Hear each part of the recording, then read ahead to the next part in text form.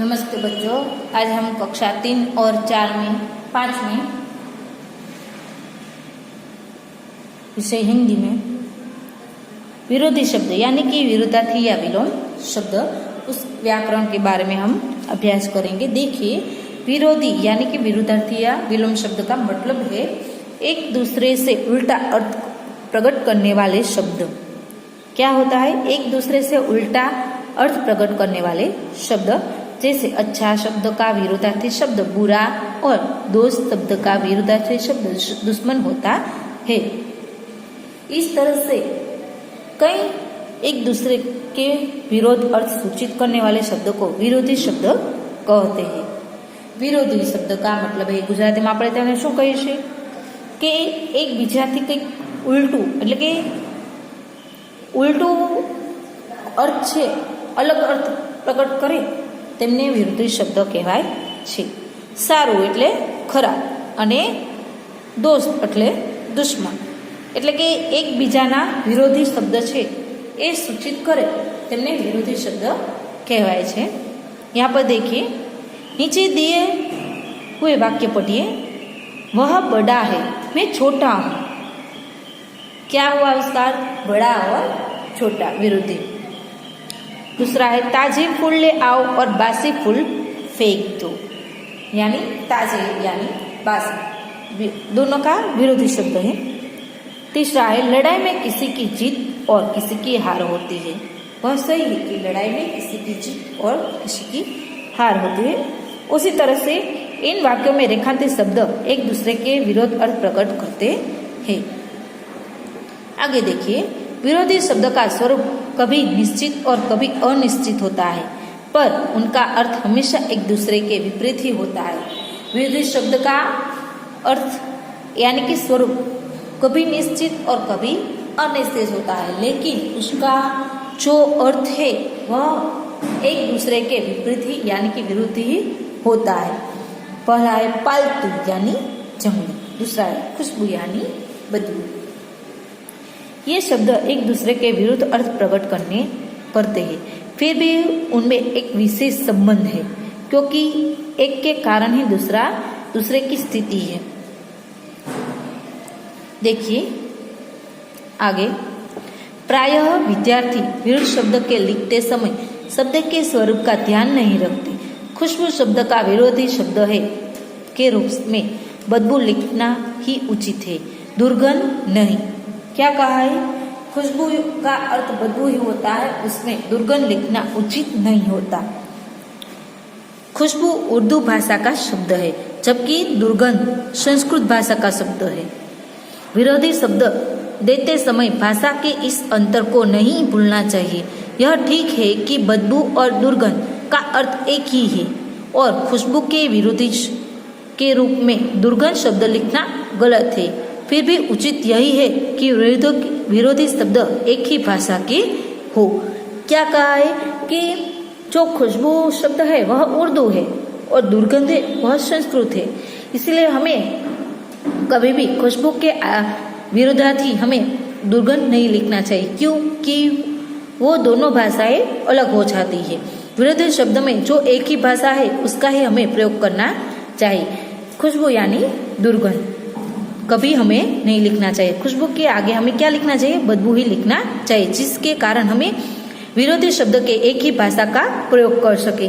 आगे देखिए, विरोधी शब्द संज्ञा विशेषण, क्रिया, क्रिया विशेषण, कर्तृवाचक संज्ञा आदि हो सकते हैं।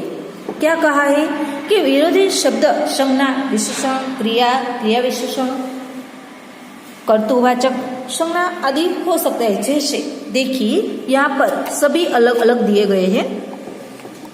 आगे देखिए, संज्ञा यानी कि मालिक और नौकर। दूसरा है प्यार और नफरत, उससे संज्ञा बताई गई है। क्यों? क्योंकि वह कुछ खास वजह की निशान है, इसीलिए हमें वह संज्ञा है। मालिक, नौकर, प्यार और नफरत।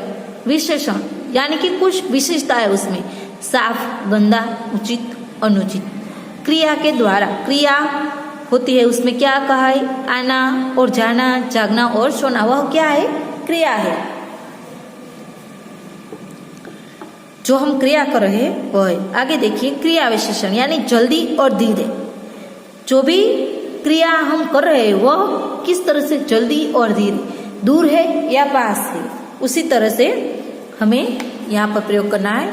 आगे देखिए कर्तृवाचक संज्ञा, देनदार या लेनदार, प्रशंसक या निंदक कर्तृवाचक संज्ञा है। यानी कि जो क्रिया कर रहा है जो खास है उसे कर्तृवाचक संज्ञा कहते हैं। जैसे कि देनदार है और लेनदार है वह क्रिया कर रहे हैं, संज्ञा है, इसलिए हमें उस तरह के प्रयोग करने चाहिए। आगे देखिए विरोधी शब्दों की रचना। विरोधी शब्द बनाते समय मूल शब्दों में प्रायः कुछ उपसर्ग लगाए जाते हैं जो वर्ण या वर्ण समूह शब्दों के पहले लगकर उन शब्दों को नया अर्थ देते हैं, उन्हें उपसर्ग कहते हैं। जैसे अ प्लस परिचित, अपरिचित। परिचित शब्द का अर्थ है वह जिसे हम जानते हैं, यानी कि जो हम उसे जानते हैं, हमें उसे क्या कहते हैं, हम परिचित कहते हैं। जिसे हम जानते हैं उसे हम परिचित कहते हैं, लेकिन जिसे हम नहीं जानते उसे हम क्या कहते हैं, अपरिचित है, यानी कि हम उसे पहचानते नहीं है। उसी तरह से परंतु इसमें अ उपसर्ग लग जाता है, उसका अर्थ होता है वह हम जिसे नहीं जानते। मैंने आपको कहा इस तरह से कि हम परिचित यानी कि हम जिसे जानते हैं उसे हम परिचित कहते हैं, लेकिन अपरिचित आगे अ लग गया है, जिसे हम नहीं जानते वह। उसी प्रकार उन प्लस आदर यानी अनादर। आदर शब्द का अर्थ है इज्जत और सम्मान, जबकि आदर शब्द के पूर्व अन उपसर्ग लग जाता है, यानी कि उसके आगे अन लग जाता है तो उसका अर्थ क्या होता है, बेइज्जती और अपमान। अनादर का अर्थ क्या होता है, बेइज्जती और अपमान। उसी तरह ला प्लस इलाज, ला इलाज। इलाज का अर्थ है चिकित्सा और रोग का उपचार। ला लग जाता है तो उसका क्या होता है, वह कि रोग जिनका इलाज संभव ही न हो। इलाज यानी कि रोग या चिकित्सा, रोग का उपचार या चिकित्सा जो हम दवा करते हैं वह। लेकिन ला इलाज यानी कि जिसका कोई इलाज ही न हो, यानी कि कोई संभव ही न हो, उसे हम क्या कहते हैं, ला इलाज कहते हैं।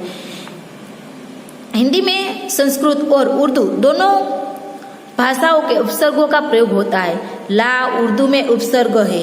विरोधी शब्द बनाने के लिए उपयोगी उपसर्ग और उनके उदाहरण देखिए।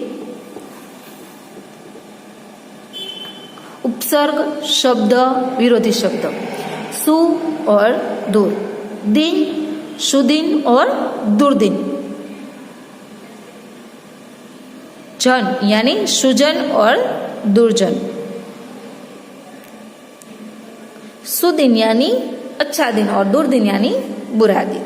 सुजन यानी कि अच्छे लोग और दुर्जन यानी कि बुरे लोग। उसी तरह से श और दूर, बल सबल और दुर्बल, सुयार और कु, पुत्र सुपुत्र और कुपुत्र। सुपुत्र यानी कि जो पुत्र अच्छे अच्छे कार्य करता हो उसे, कुपुत्र यानी कि जो पुत्र अब कोई बुरा ही कार्य करता हो उसे क्या कहते, कुपुत्र कहते। कर्म सुकर्म और कुकर्म। उसी तरह से कई यहाँ पर उपसर्ग दिए गए हैं और उसका यहाँ पर वाक्य दिया गया है। आगे भी यह ही है। देखिए उपसर्ग लग जाता है तो उसका अर्थ अलग ही हो जाता है। देखिए अ यानी कि योग्य, अयोग्य, परिचित यानी अपरिचित, संतोष यानी असंतोष, उसका विरोधी अर्थ हो जाता है। उसी तरह से यहाँ पर कई विरोधी अर्थ दिए गए हैं।